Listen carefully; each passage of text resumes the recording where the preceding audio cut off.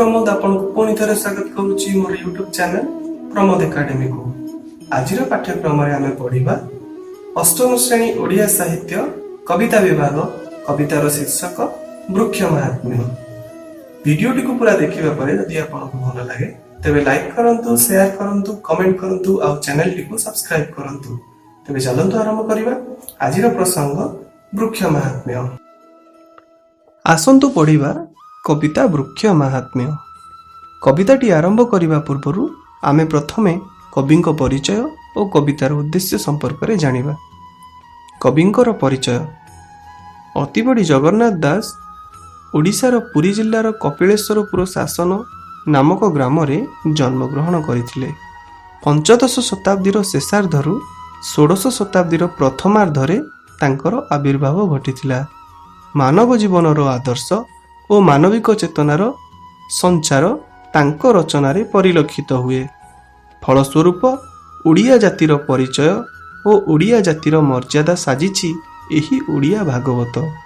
संस्कृत भाषा रे रचित श्रीमद् भगवत ग्रंथर एहा आक्षरिक अनुवाद नुहे। जेउ अंश समाज पाई दरकार और अधिक उपयोगी ताहा ही संप्रसारित करिसंती अतिबड़ी जगन्नाथ दास। एही महापुराणर लोकप्रियता खूब अधिक। एबे जानिबा कविंकर अन्यान्य कृति रचनावली संपर्क रे।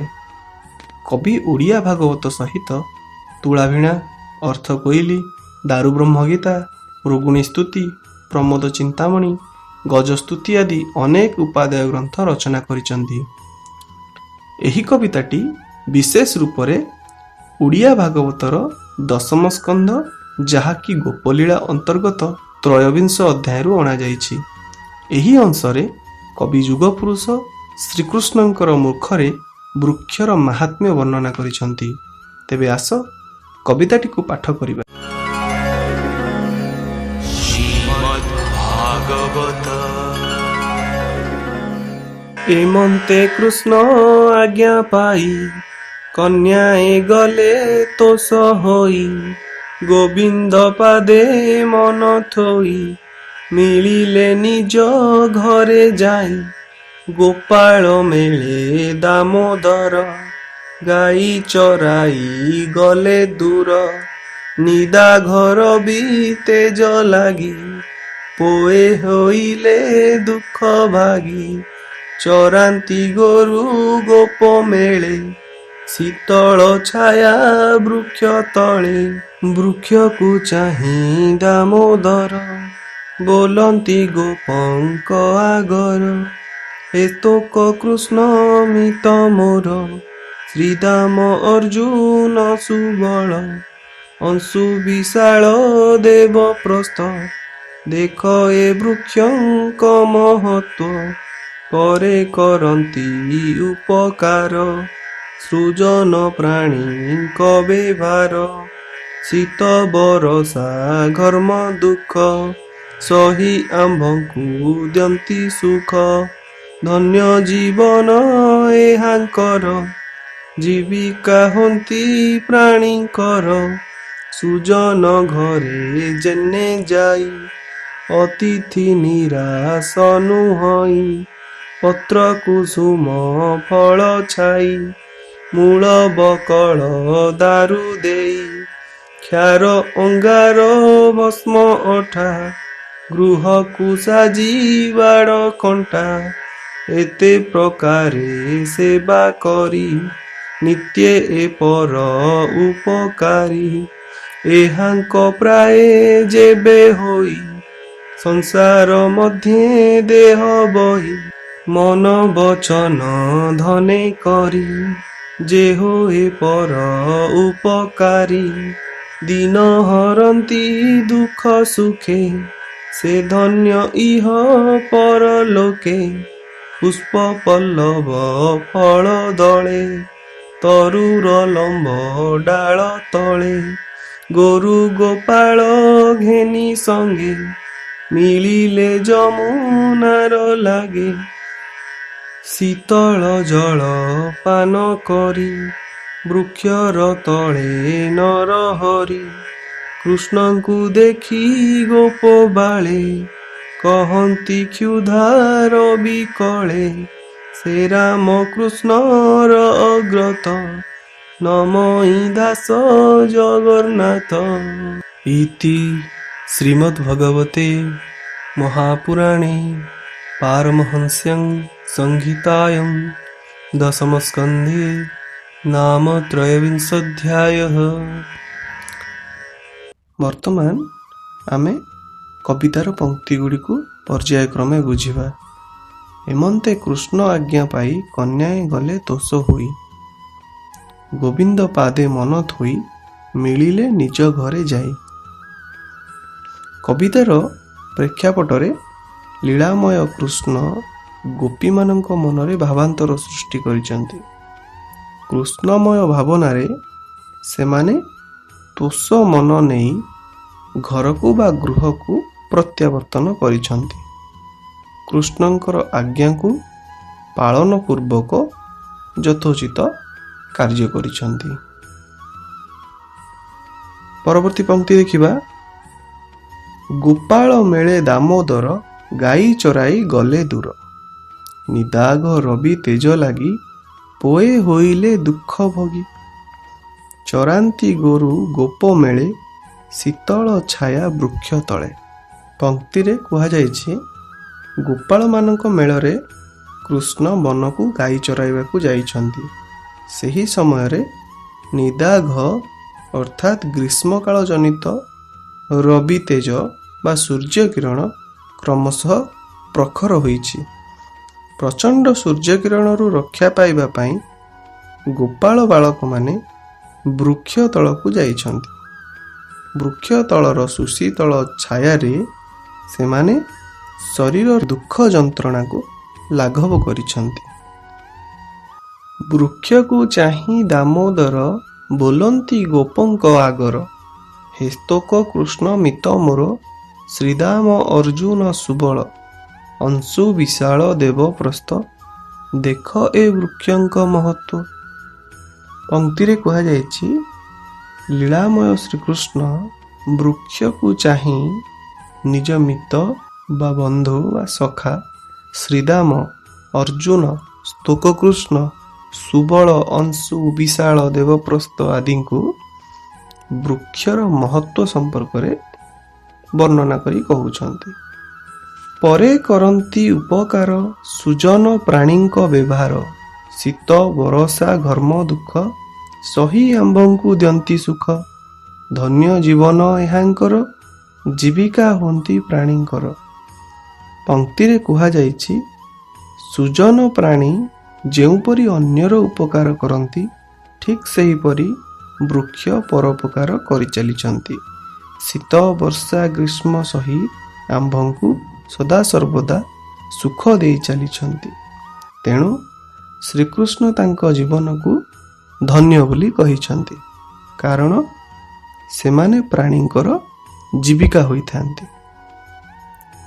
ସୁଜନ ଘରେ ଯେହ୍ନେ ଯାଇ ଅତିଥି ନିରାଶ ନୁହଁଇ, ପତ୍ର କୁସୁମ ଫଳ ଛାଇ ମୂଳ ବକଳ ଦାରୁ ଦେଇ। କ୍ଷାର ଅଙ୍ଗାର ଭସ୍ମ ଅଠା ଗୃହକୁ ସାଜି ବାଡ଼ କଣ୍ଟା, ଏତେ ପ୍ରକାରେ ସେବା କରି ନିତ୍ୟ ଏ ପର ଉପକାରୀ। ଏହାଙ୍କ ପ୍ରାୟେ ଯେବେ ହୋଇ ସଂସାର ମଧ୍ୟେ ଦେହ ବହି, ମନ ବଚନ ଧନେ କରି ଯେ ହୋଏ ପର ଉପକାରୀ। ଦିନ ହରନ୍ତି ଦୁଃଖ ସୁଖେ ସେ ଧନ୍ୟ ଇହ ପରଲୋକେ। ପଂକ୍ତି ଗୁଡ଼ିକରେ କୁହାଯାଇଛି, ସାଧୁମାନେ ବେଶ ଅତିଥି ପରାୟଣ। ସାଧୁଙ୍କ ଘରକୁ ଅତିଥି ଆସିଲେ ସେ ତାଙ୍କର ଯଥାର୍ଥ ସେବା କରିଥାନ୍ତି। ସାଧୁଙ୍କ ଘରକୁ ଯାଇ ଅତିଥି କେବେ ବି ନିରାଶ ହୋଇ ଫେରନ୍ତି ନାହିଁ। ସେହିପରି ବୃକ୍ଷ ନିଜର ପତ୍ର, ଫୁଲ, ମୂଳ, ବକଳ ଆଉ କାଠକୁ ଦେଇ ଜୀବଜଗତକୁ ଜୀବନ ଧାରଣରେ ସହାୟକ ହୋଇଥାଏ।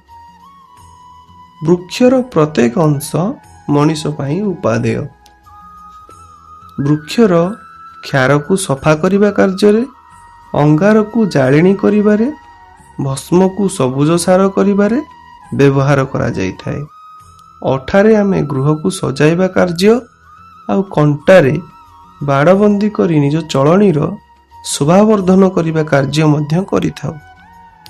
ଏହି ସଦାସର୍ବଦା ପରର ଉପକାରରେ ନିଜକୁ ଉତ୍ସର୍ଗୀକୃତ କରିବା ଗୁଣ ହିଁ ବୃକ୍ଷକୁ ଚିରଦିନ ପାଇଁ ଇହ ଆଉ ପରଲୋକରେ ଧନ୍ୟ ଧନ୍ୟ ପଦବାଚ୍ୟ କରାଇଥାଏ। ପରବର୍ତ୍ତୀ ପଂକ୍ତି, ପୁଷ୍ପ ପଲ୍ଲବ ଫଳ ଦଳେ ତରୁର ଲମ୍ବ ଡାଳ ତଳେ ଗୋରୁ ଗୋପାଳ ଘେନି ସଙ୍ଗେ ମିଳିଲେ ଯମୁନାର ଲାଗେ ଶୀତଳ ଜଳ ପାନ କରି ବୃକ୍ଷର ତଳେ ନରହରି କୃଷ୍ଣଙ୍କୁ ଦେଖି ଗୋପ ବାଳେ କହନ୍ତି କ୍ଷୁଧାର ବିକଳେ। ପଂକ୍ତିରୁ ସୂଚନା ମିଳେ ଶ୍ରୀକୃଷ୍ଣ ବୃକ୍ଷର ପଲ୍ଲବ ଆଚ୍ଛାଦିତ ଲମ୍ବ ତରୁଡାଳ ତଳେ ସଖାମାନଙ୍କ ମେଳରେ ବସିଥିଲେ। ତାଙ୍କ ସହିତ ଗୋରୁପଲ ମଧ୍ୟ ଥିଲେ। ଯମୁନା ନିକଟସ୍ଥ ଏଭଳି କମନୀୟ ପରିବେଶରେ ଶ୍ରୀକୃଷ୍ଣ ସତେ ଯେପରି ନିଜକୁ ହଜାଇ ଦେଇଥିଲେ। ବୃକ୍ଷର ମହତ୍ଵ ଚିନ୍ତା କରି ସେ ବିଭୋର ହୋଇଯାଉଥିଲେ। ଯମୁନାର ଶୀତଳ ଜଳ ପାନ କରି ସେ ନିଜକୁ ଧନ୍ୟ କରିଥିଲେ। ଠିକ୍ ସେହି ସମୟରେ କୃଷ୍ଣଙ୍କର ସଖାମାନେ ବା ଗୋପ ବାଳକମାନେ କ୍ଷୁଧାର ଦ୍ୱାରା ବା ଭୋକରେ ବିକଳ ହୋଇ ଶ୍ରୀକୃଷ୍ଣଙ୍କୁ ନିବେଦନ କରୁଥିଲେ। ଶେଷ ପଂକ୍ତି, ଶ୍ରୀରାମ କୃଷ୍ଣର ଅଗ୍ରତ ନମଇ ଦାସ ଜଗନ୍ନାଥ। କବିତାର ଶେଷରେ କବି ଜଗନ୍ନାଥ ଦାସ ନିଜର ଆରାଧ୍ୟ ଦେବତା ଶ୍ରୀକୃଷ୍ଣଙ୍କ ନିକଟରେ ନିଜର ଭକ୍ତିଭାବ ଜଣାଇଛନ୍ତି। ଏଥିରୁ ବା ଏହି ପଂକ୍ତିରୁ ଆମେ ଜଗନ୍ନାଥ ଦାସଙ୍କର ଭକ୍ତିଭାବ ସମ୍ପର୍କରେ ସୂଚନା ପାଉ। ବର୍ତ୍ତମାନ ଆମେ କବିତାର କେତେକ କଠିନ ଶବ୍ଦାର୍ଥ ଆଲୋଚନା କରିବା। ଶବ୍ଦ ଗୁଡ଼ିକ ହେଉଛି ଏମନ୍ତେ। ଏମନ୍ତେର ଅର୍ଥ ହେଉଛି ଏହିପରି। କନ୍ୟାଏ କହିଲେ ଗୋପବାଳା ମାନେ ବା ଗୋପ ବାଳିକା ମାନେ। ତୋଷ ଅର୍ଥ ସନ୍ତୁଷ୍ଟ। ଦାମୋଦର, ଦାମ ଯୁକ୍ତ ଉଦର ସମାନ ଦାମୋଦର। ଦାମ ଶବ୍ଦର ଅର୍ଥ ହେଉଛି ଦଉଡ଼ି। ପିଲାଦିନେ ଅମାନିଆ ଶ୍ରୀକୃଷ୍ଣଙ୍କୁ ମାତା ଯଶୋଦା ଥରେ ଦଉଡ଼ିରେ ବାନ୍ଧି ଦେଇଥିଲେ। ଶ୍ରୀକୃଷ୍ଣଙ୍କ ଶରୀରରେ ସେହି ଦଉଡ଼ିର ଚିହ୍ନ ରହିଯାଇଥିଲା। ସେହି କାରଣରୁ ଶ୍ରୀକୃଷ୍ଣଙ୍କର ଗୋଟିଏ ନାଁ ରହିଛି, ସେଇଟା ହେଉଛି ଦାମୋଦର। ନିଦାଘ, ନିଦାଘ ହେଲା ଗ୍ରୀଷ୍ମକାଳ। ରବି କହିଲେ ସୂର୍ଯ୍ୟଙ୍କୁ ବୁଝାଏ। ପରେ ଅନ୍ୟ ପାଇଁ ବା ପର ପାଇଁ। ପୋଏ କହିଲେ ଗୋପାଳ ବାଳକମାନେ ଯେଉଁମାନେ କି ଶ୍ରୀକୃଷ୍ଣଙ୍କର ସଖା ଥିଲେ ଆଉ ତାଙ୍କ ସହ ଗୋଚାରଣ କରୁଥିଲେ। ଗୋପ କହିଲେ ଗୋପ ବାଳକମାନଙ୍କୁ ବୁଝେଇଥାଏ। ସ୍ତୋକକୃଷ୍ଣ, ଶ୍ରୀଦାମ, ଅର୍ଜୁନ, ସୁବଳ, ଅଂଶୁ, ବିଶାଳ, ଦେବପ୍ରସ୍ଥ ଏମାନେ ଶ୍ରୀକୃଷ୍ଣଙ୍କର ଜଣେ ଜଣେ ସଖା ବା ମିତ୍ର। ଘର୍ମ ଅର୍ଥାତ୍ ଝାଳ ବା ସ୍ୱେଦ। ଦ୍ୟନ୍ତି ଅର୍ଥାତ୍ ଦେଇଥାନ୍ତି ବା ଦିଅନ୍ତି। ହୋନ୍ତି କହିଲେ ହୋଇଥାନ୍ତି ବା ହୁଅନ୍ତି। ସୁଜନ, ସୁଜନ ସାଧୁମାନଙ୍କୁ କୁହାଯାଏ। ବକଳ ହେଉଛି ଗଛର ଛେଲି ବା ଗଛର ଉପର ଚମଡ଼ା। ଦାରୁ କହିଲେ କାଠକୁ ବୁଝାଏ। ଭସ୍ମ ଅର୍ଥାତ୍ ପାଉଁଶ। ଦଳ କହିଲେ ପତ୍ରକୁ ବୁଝେଇଥାଏ। ତରୁ, ତରୁ ହେଉଛି ଗଛ ବା ବୃକ୍ଷ। ଲାଗେ କହିଲେ ନିକଟରେ। ନରହରି, ନରହରି କହିଲେ ନୃସିଂହ ଅବତାର ନେଇଥିବା ଶ୍ରୀକୃଷ୍ଣଙ୍କର ଅନ୍ୟ ଏକ ନାମ, ଯାହାକି ଭଗବାନ ବିଷ୍ଣୁ। ନର କହିଲେ ମଣିଷ ଏବଂ ହରି କହିଲେ ସିଂହ। এই ଦୁଇଟିର ସମ୍ମିଶ୍ରଣରେ ଆମେ ନରହରି ଶବ୍ଦ ପାଇଥାଉ, ଯାହାକି ବିଷ୍ଣୁଙ୍କର ଅନ୍ୟ ଏକ ନାମ। ଏହା ଥିଲା ଆଜିର ଅଧ୍ୟାୟର କବିତା ବୃକ୍ଷ ମାହାତ୍ମ୍ୟ। ଆଶା କରି ଆପଣମାନଙ୍କୁ ଭଲ ଲାଗିଥିବ। ପରବର୍ତ୍ତୀ ସମୟରେ ଅନ୍ୟ ଏକ ପ୍ରସଙ୍ଗ ନେଇ ମୁଁ ପୁଣି ଆସିବି ଏକ ନୂଆ ଅଧ୍ୟାୟରେ। ପାଠ୍ୟକ୍ରମକୁ ସମାପ୍ତ କରିବା ପୂର୍ବରୁ ଆପଣଙ୍କ ପାଇଁ ଦୁଇଗୋଟି ପ୍ରଶ୍ନ। ପ୍ରଶ୍ନ ହେଉଛି, ଜଗନ୍ନାଥ ଦାସଙ୍କ ରଚିତ ଭାଗବତର କେଉଁ ସ୍କନ୍ଧରୁ ବୃକ୍ଷ ମାହାତ୍ମ୍ୟ କବିତାଟି ଅଣାଯାଇଛି?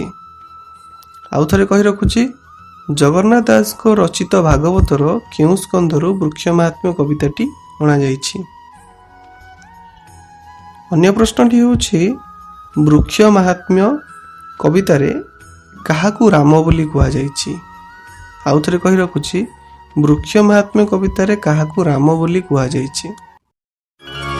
ପ୍ରଶ୍ନର ଉତ୍ତର ମୋତେ କମେଣ୍ଟ କରି ଜଣାନ୍ତୁ। ଆଉ ଭିଡ଼ିଓଟିକୁ ଲାଇକ୍ ଆଣ୍ଡ ସେୟାର କରିବା ସହ ଚ୍ୟାନେଲଟିକୁ ସବସ୍କ୍ରାଇବ୍ କରନ୍ତୁ। ଧନ୍ୟବାଦ। ଆପଣଙ୍କ ଦିନଟି ମଙ୍ଗଳମୟ ହେଉ।